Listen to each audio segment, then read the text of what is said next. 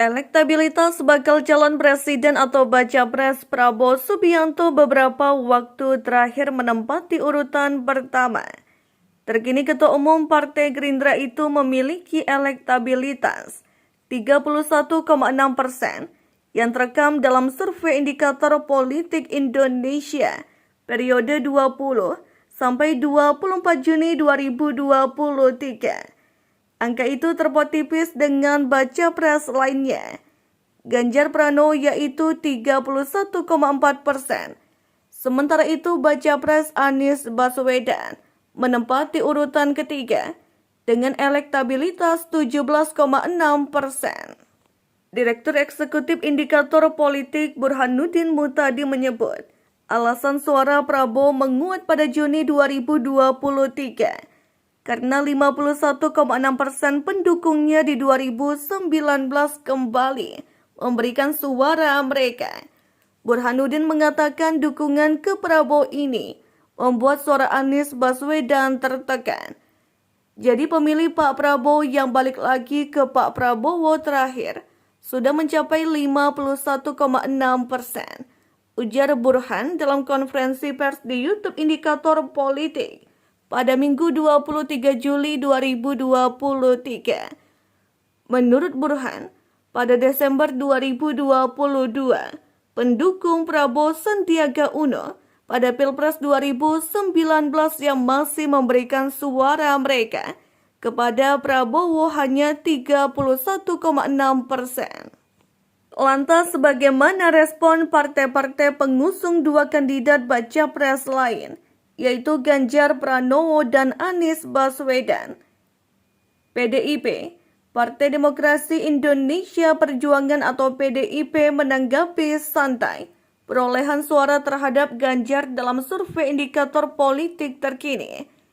Ketua DPP PDIP Said Abdullah tak masalah.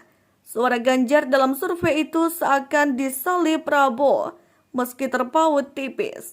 Ia justru yakin elektabilitas Gubernur Jawa Tengah yang diusung PDIP akan meroket dalam waktu dekat mengalahkan Prabowo. Hal itu didasari sejumlah alasan. Pertama, partai politik pengusung Ganjar disebut mulai bergerak ke bawah. Keyakinan itu diperkuat dengan mesin politik PDIP yaitu Wali Kota Solo sekaligus putra Presiden Joko Widodo, Gibran Rakabuming Raka yang bergerak menggalang dukungan untuk Ganjar. Menurut dia, Gibran mulai aktif turun ke lapangan untuk pemenangan Ganjar. Hal ini dianggap sebagai kekuatan internal. Gibran diyakini mengerahkan seluruh jaringan dan sumber daya yang dimiliki untuk pemenangan Ganjar.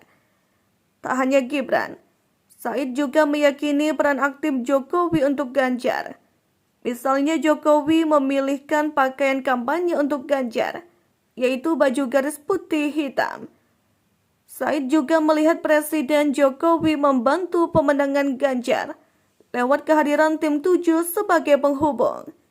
Sementara itu, partai politik pengusung Anies, yaitu Partai Nasdem memilih mengoreksi diri.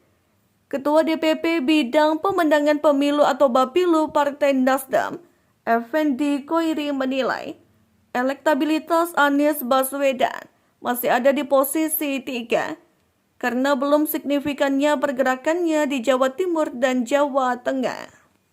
Pria yang kerap disapa Gus Coy ini berpandangan baik tiga partai politik di Koalisi Perubahan untuk Persatuan atau KPP maupun relawan Anies belum bergerak secara signifikan di dua provinsi tersebut.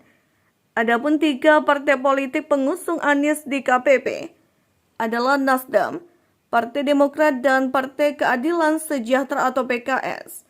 Untuk itu, Gus Coy berharap ada pergerakan lebih masif di Jatim dan Jateng guna mendongkrak suara Anies.